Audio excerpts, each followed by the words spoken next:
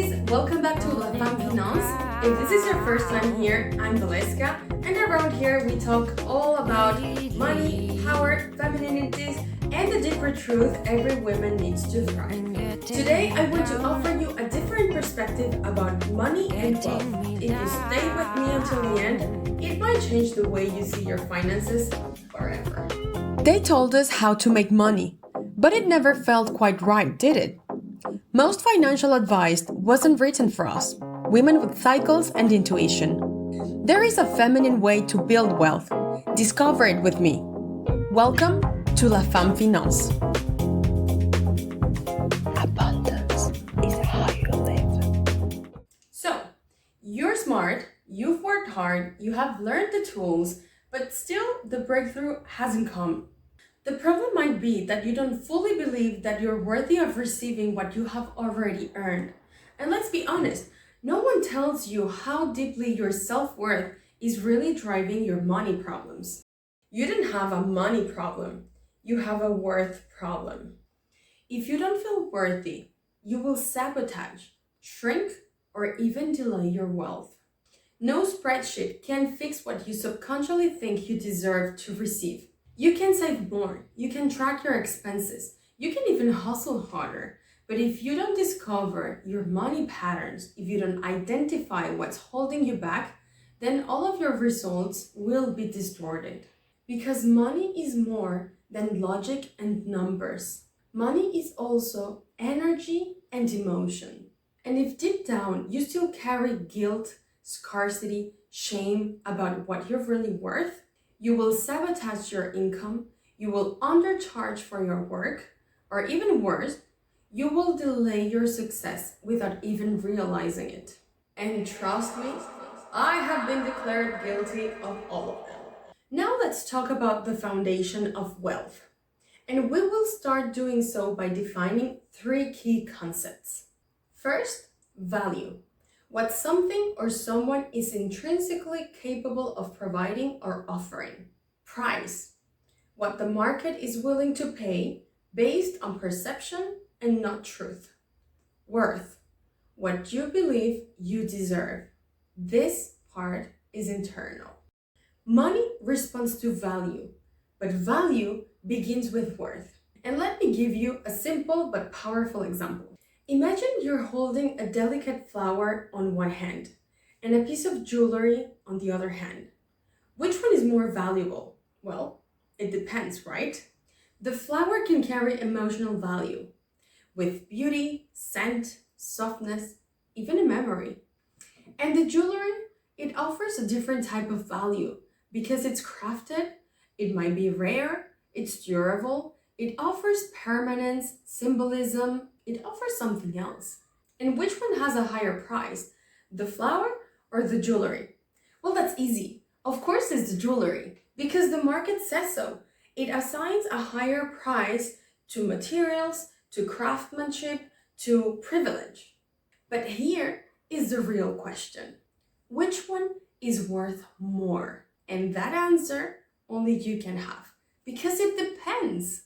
Worth is always personal, because for somebody in mourning, this flower might be priceless. But for somebody who needs to cover the bills at the end of the month, maybe selling this piece of jewelry is what's gonna get them there. Worth is not in the object. Worth is in the one who sees it.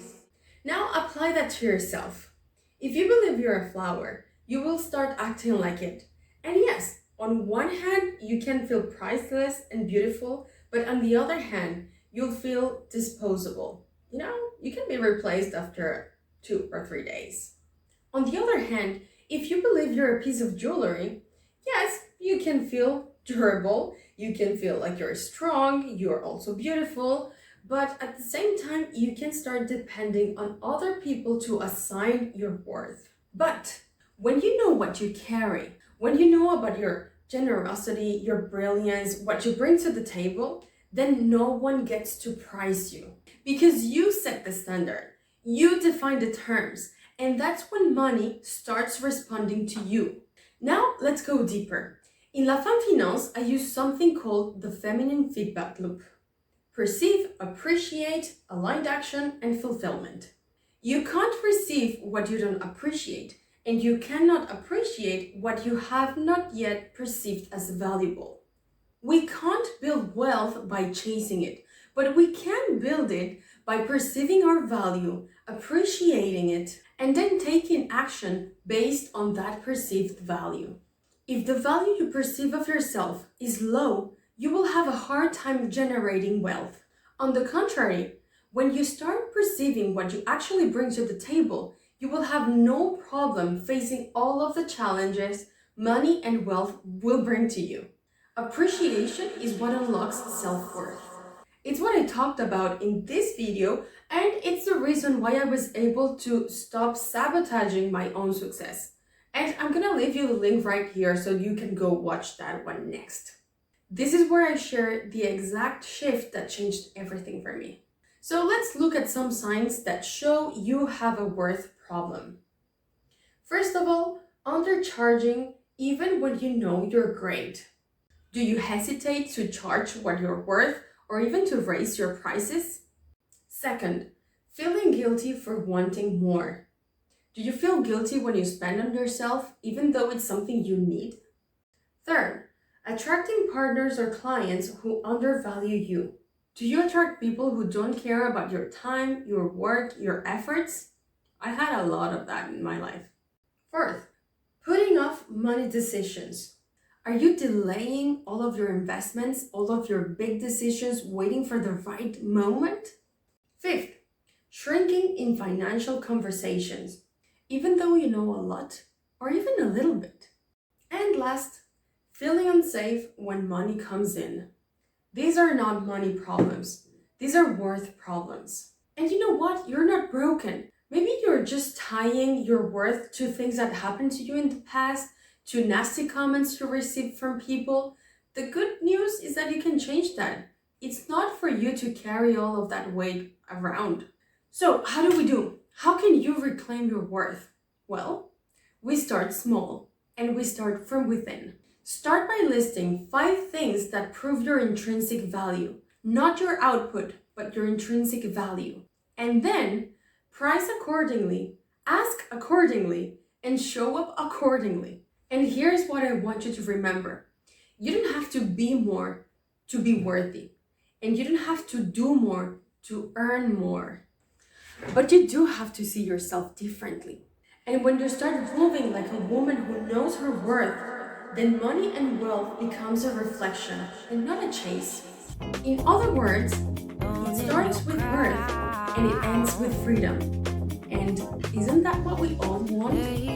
If this spoke to you, it's because you're ready, so subscribe right now to La Femme Finance. I'm Valeska, and I'll see you